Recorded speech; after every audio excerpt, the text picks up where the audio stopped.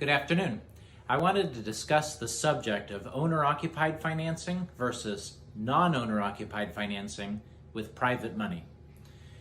There are two categories of loans for both owner-occupied and non-owner-occupied, and they break down to whether it's a consumer loan or a business purpose loan.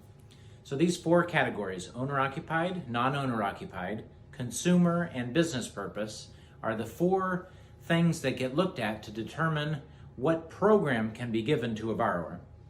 Now, consumer financing is where you're getting a loan, or the borrower is getting a loan to repair their credit, purchase a primary residence, pay off an existing loan on their primary, get their kid through college, personal debt, items like that benefit them personally, versus business purpose loans.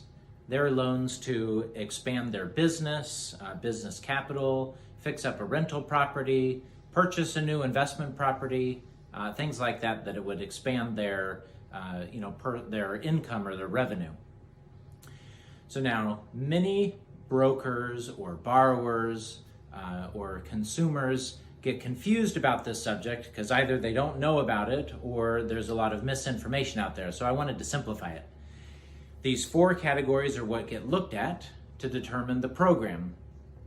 Now, they can mismatch, right? You can get a consumer purpose loan on an investment property. You can get a business purpose loan on an owner-occupied property. Now, when you get a consumer loan or do a loan on an owner-occupied property, it requires additional licensing by the broker who's providing the loan.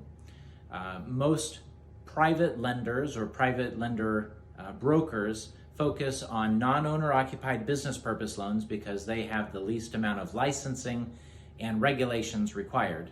You only need to get licensed by the state, and once you have your DRE license, you can start doing those loans. But if you want to start doing consumer loans or owner-occupied loans, you need to have federal licensing. So I'm going to be doing a few follow-up videos to this that will discuss each of the different programs so that you can take advantage of these and use them to your benefit for whatever your purpose is in needing a loan. And using private financing is just one tool, and I want to make sure that you have the knowledge of what those tools are for so that you can either take advantage of it or not if you need it or not. All right.